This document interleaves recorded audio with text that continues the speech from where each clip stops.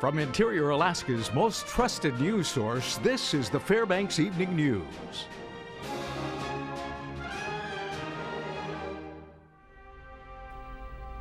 Good evening and thank you for joining us. Law enforcement agencies and the National Weather Service are warning drivers to be careful on sometimes slick roads. That's right. The Fairbanks Police Department is warning interior drivers to be cautious because of rain and fog that occurred over the weekend.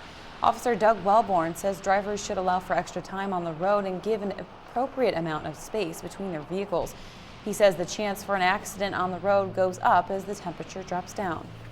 After that first freeze, that first real freeze, we really do get inundated with motor vehicle accidents, and most of them are fairly minor, occurring at intersections, those types of things, but we do get the rollovers and the more serious accidents as well.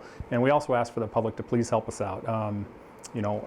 Allow for extra stopping time, those kind of things, but also try to be attentive to what you're doing and not get distracted by things like texting while driving or occupants in your vehicle or those kind of things. Alaska State Troopers Saturday investigated a multi-vehicle crash on the Parks Highway in the Healy area. Investigators say a semi-truck pulling double trailers tried to stop to keep from hitting a car that was blocking the road. The truck didn't hit the vehicle but did jackknife, blocking all lanes of traffic. It was hit by two other cars that couldn't stop because of the black ice on the road. A 69-year-old woman had to be extricated from one of the vehicles. In all, 5 people were transported to the hospital by air or ground ambulance. All of the injuries were serious but not believed to be life-threatening. State Trooper spokesperson Beth Ipson urged people to slow down because what may just look like a wet road could be black ice. It's one of those things where you got to be prepared. You never know what the conditions are going to be. And black ice, it's not one of those things you can really see, unfortunately, sometimes until it's too late. Allow yourself some extra time. That way you can slow down and test the conditions. Courts are closed today for Alaska Day, but the hearing for the Fairbanks 4 will continue Tuesday. We have a recap now on the first 2 weeks. The petitioners began their case the first week of October. Their first witness could be considered the man who started it all after penning a sworn affidavit that named himself and his friends as the assailants in the 1997 murder of John Hartman. That's when he began to talk and just say, hey man, everybody gotta be quiet, and then he said, if everybody ain't quiet, we're gonna have to kill the others. A point of contention throughout the past 2 years has been the man Holmes says went off and stomped Hartman to death, Jason Wallace. So far, multiple witnesses have corroborated that claim, including an investigator who worked for Wallace's attorneys years ago. Jason Wallace told me what he told me, and I'm never going to forget that. So he wasn't just some random guy I picked to blame this on. I didn't know Jason Wallace from Adam when I walked in there. Through depositions, Wallace has pleaded the fifth to any questions that could link him to the Hartman homicide. Wallace was granted immunity last week for what prosecutor Adrian Bachman called, quote, important testimony. Yeah, I'm not gonna plead the fifth on that one too. I'm not gonna do that. Lawyers for Eugene Vent, Marvin Roberts, Kevin Pease, and George Freeze, in a surprising move, called the state's own investigators in the case. It was their testimony that alleged prosecutor Adrian Bachman not only held evidence from them, but removed them from the investigation before it was completed. Further, those same 2 investigators simulated an assault in which the state's original star witness, Arlo Olson, named the 4 defendants. Their conclusion, it couldn't have been done.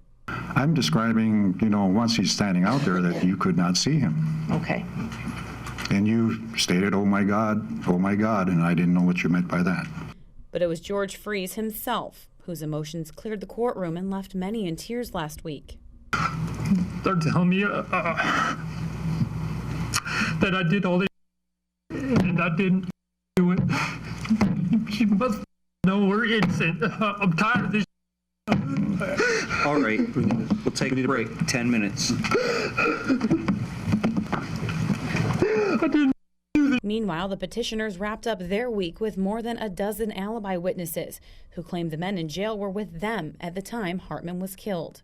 I realized that what I said really didn't matter, that there's something he specifically wanted me to say, and if I didn't, I felt like he was threatening me. The evidence hearing will resume tomorrow morning. This is Stephanie Woodard reporting. When we come back, the governor has called legislators back to talk seriously about a proposed natural gas pipeline. Also, Saturday, there was a crowd at the airport to welcome back Korean War veterans who returned from Washington, D.C. These stories and more when we come back.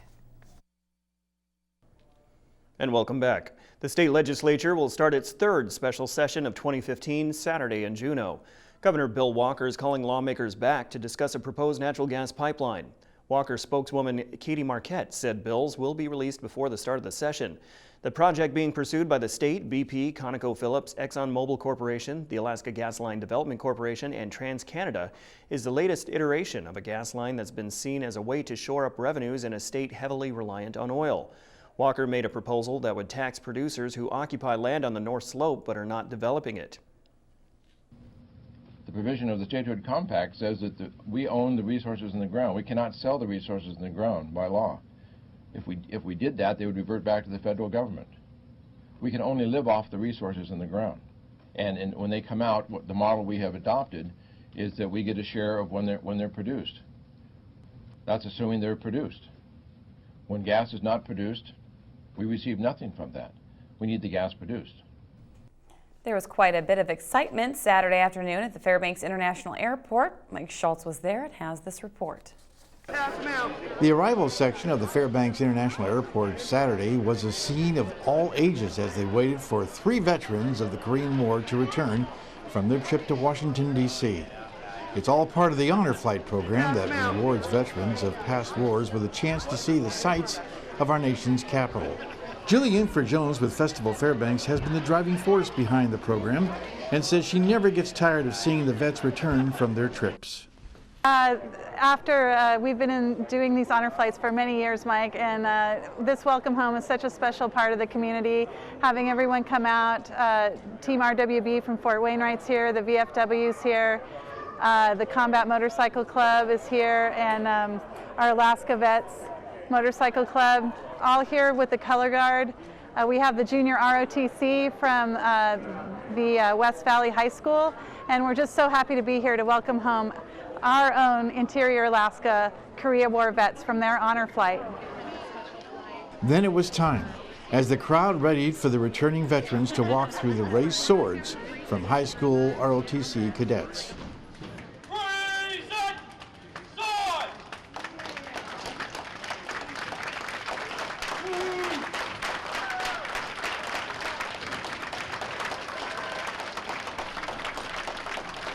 To say the veterans were thrilled with the experience was an understatement.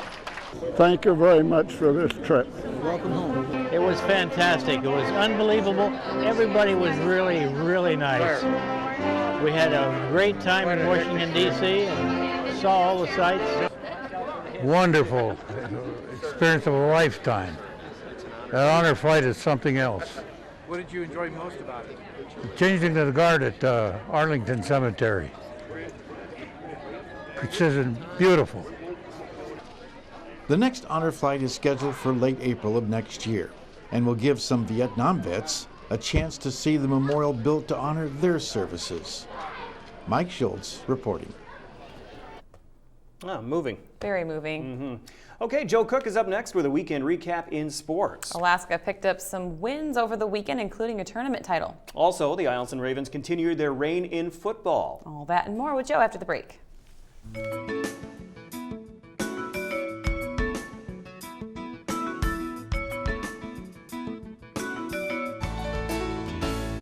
Welcome back into your Alaska. Joe Cook here with the weekend recap in local sports. We start with Nanox hockey and the Bryce Alaska Gold Rush. UAF used some patience and persistence to win another Bryce title. Just like Friday, Alaska was down 0-2 after the first period, but Alaska would score 4 unanswered with 3 coming in the third period.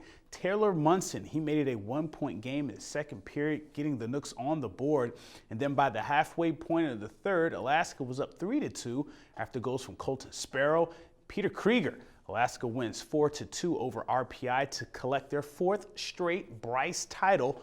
Munson, who had 4 goals and 2 assists, was named MVP as he set the tourney record for points and goals.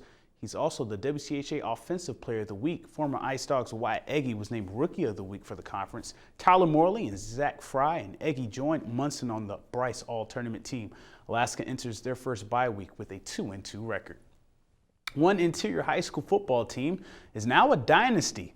As much as they may not like to say that word, Saturday against the Kiski, the Allison Ravens used their stingy defense and explosive running game to win their second straight small schools title, their first repeat in program history. It was just 21-14 Allison at halftime, but the Ravens pitched a shutout in the second half on their way to a 49-14 victory. Offensively, the Ravens got more done on the ground than landscapers. Allison ran for 436 rushing yards. Senior Caleb Dunrat ran for 174 yards and 2 scores. Andrew North had 141 yards and 2 TDs on 4 carries in the second half alone. It's the first repeat since Sohai did it in 2008 and 2009. The Ravens, they have now won 3 titles in the last 4 seasons. We had a pretty solid plan coming in with our defense, and we knew what we wanted to do, but when we came out, we weren't being aggressive with it, and we were slacking on D, and they took advantage of it. But we went into halftime, we talked about what we needed to fix, and we came out and did it. It feels really good. We put a lot of hard work went into this. We prepared really well. This team, we have a lot of seniors, so we knew we wanted to go out on top. So it feels really good to be able to come out like this and perform the way we did. And we'll have more from the Ravens tomorrow. The UAF rifle team were also winners this past weekend. Alaska finished 2-0 after defeating number 9 Ohio State by 25 points on Friday, then followed that up with a 17-point victory over number 3 Air Force on Sunday to maintain their number 2 national ranking. Sagan Magdalena was the top shooter for Alaska against Ohio State, shooting 1,178 total points and winning the air rifle event. Tim Cherry was the best shooter on Sunday, winning small bore with a 587 and a near perfect score in air rifle with a 597, a perfect score at 600. Lorley Stanfield of Lathrop fame was a top 5 shooter for the Naniks this weekend as well. UAF is off to a 2-0 start, and they will visit the Akron Zips in November for their next matchup. Nanick swimmers didn't leave the pool empty-handed after their first dual meet of the season. Alaska had a signature come-from-behind win on Friday night against Azusa Pacific with a 104-101 win. However, APU responded with a 106-98 win on Saturday. Even with the loss, UAF had a number of swimmers earn Division II rankings. Freshman Cassidy Heaton swam a PR of 17 minutes 59 seconds in the 1650-yard freestyle, which is top 10 all-time for UAF already, and she's ranked 4th nationally. Sophomore Martha Hood's 24.6-second swim in the 50 free makes her top 3 in the country, and fellow sophomore Kate Matthews swam a personal best of 2 minutes 15 seconds in the 200 butterfly, and she is now top 16 in the country. After this weekend split, the Nooks welcome Biola University for another PCSC dual meet Halloween weekend at the Patty Center Pool. And we wrap up the weekend recap with another edition of the I-5 Interior Top 5 Plays.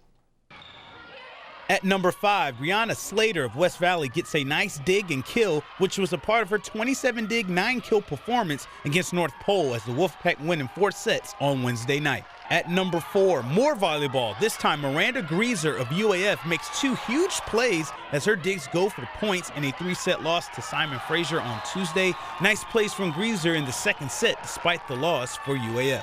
Number 3, we go into the rifle range. UAF senior Tim Cherry shoots a 597, a near perfect score in air rifle to lead UAF to a 27-point win over number 3 Air Force on Sunday.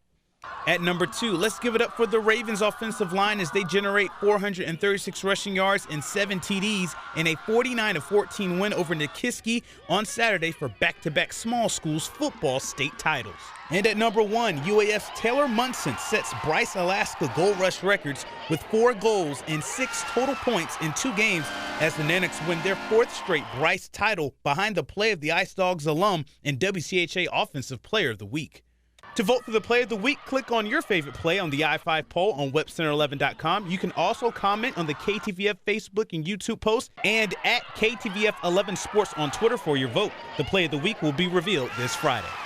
The I-5 Sports Report is brought to you by Adient Orthopedic Physical Therapy. And that's it for sports tonight. Thanks for watching. Mike Schultz is up next with weather, and we'll catch you next time. Hey everyone, welcome back into the Fbx Evening News for a Monday night. Hope you had yourself a good weekend. It was kind of ugly for a while this morning, but things warmed up pretty nicely, and it didn't become nearly the ice skating rink we were looking at, possibility. So things are not too bad. It's still a little freezing drizzle around tonight, but just basically just be careful and give yourself plenty of time to get to work in the morning. We'll talk more about that in just a little bit. Here's your picture for today. This one's sent in by Jim Lund. One last graze before winter. There's Mama with the kids not too far behind, and just kind of getting their munchies in before they get ready for the winter. And as always, if you have a photograph, by all means send it to photos@ktvf11.com. We'll share it with the rest of the audience. Today's high 34, the low last night 30 because of the cloud cover. The record high was 58 in 1938, 11 below for the record low in 1996. Your sunrise and sunset, 9 hours and 19 minutes of daylight, a loss of 6 minutes from yesterday. And today's satellite and radar showing most of the energy moving across the southern sections of Alaska. Not a whole lot making its way into the interior. In fact, going into the interior with our latest radars, you can see all the showers are diminishing rapidly as we speak. So just some very, very thick clouds. That's about it. No real precipitation expected from this system anymore. What's going on across the rest of the state? Well, just the opposite over southeast Alaska.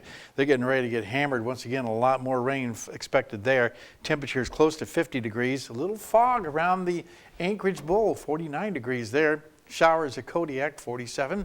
Cloudy skies in Cold Bay, also 47. Up and down the west coast, looking at clear to partly cloudy skies, and clouds across the North Slope, where it was only 20 degrees at Barrow today. And Fort Yukon, right around freezing, 32 degrees. Lower 48 weather over the Pacific Northwest as more sunshine has returned there. Just a few scattered clouds, 63 degrees, a little cool. Not a bad day in Las Vegas. In fact, pretty cool for their standards, 76. But look at Phoenix, 86 degrees, so a little 10 degrees more. Not quite as warm as it was last week in Dallas, only 83 degrees there. Nice weather across the Colorado Rockies, and more fog once across the Central Plains near Minneapolis. Over the eastern half of the country, things are looking fairly chilly. 53 degrees in New York, 56 in Washington, D.C., while temperatures close to 80 over the deep south. And the satellite and radar showing a little bit of energy moving across the Great Lakes, but that's about it. The big storm that is bringing all the showers and thunderstorms and flash flooding is slowly working its way out on the plains, so looking at this to become a big weather maker. In fact, you can see the outlook is for the jet stream once again to take all this energy and then swing it across the Central Plains, and that'll be bringing a flash flood risk to much of the western half of the Rockies and around the deep south. And the overall jet stream is calling for, again, another area of trough of moisture, bringing more storms across the deep south. Okay, once again, it is time for our kids' weather and a new school this week. We're going to be talking with the kids from Denali Elementary School. Here's a young man who was involved in a snowstorm in 2013. Around 6 o'clock, the power went off at my house. It was really dark. Luckily, I had my 3DS under my pillow. Don't ask why. So I used it as a light. I walked downstairs. There were candles in the living room. And then I saw my mom and dad. I asked what happened to the power. My mom said that the snowstorm destroyed the power. Around 11 o'clock, we turned on the generator. Then we had power at our house. And again, thanks to Mount McKinley Bank for sponsoring our kids' weather. Tomorrow night, a young lady will be here with a picture to share. Real quickly, looking at our forecast across the state. Flurries and colder in Barrow, rain and snow with showers for Nome, and a chance of snow in Fort Yukon tomorrow. Over the interior, looking at morning fog, then skies becoming partly cloudy for the region by afternoon. To the southeast, more heavy rain expected for Juneau and Ketchikan. While over to the southwest, we'll be looking at widespread rain from Kodiak all the way to Bethel. And then over the south central regions, it looks like scattered showers here and there, but a better chance of some rain for the Valdez area. And our forecast for the remainder of the night for the Fairbanks area, looking at cloudy skies, a little freezing drizzle overnight, still possible, 27 degrees for the overnight low. And tomorrow's forecast, morning fog becoming partly cloudy by afternoon. And taking a quick look at that 5-day outlook, as you can see here, we're looking at temperatures once again right around the 40-degree mark by the end of the period, but kind of chilly up to that period. Overnight lows in the 20-degree mark, maybe even colder sometimes at night. All right, thanks for the notice there, Mike. And that'll do it. We ran out of time. From all of us here at the News Center, we hope you have a great night. Good night.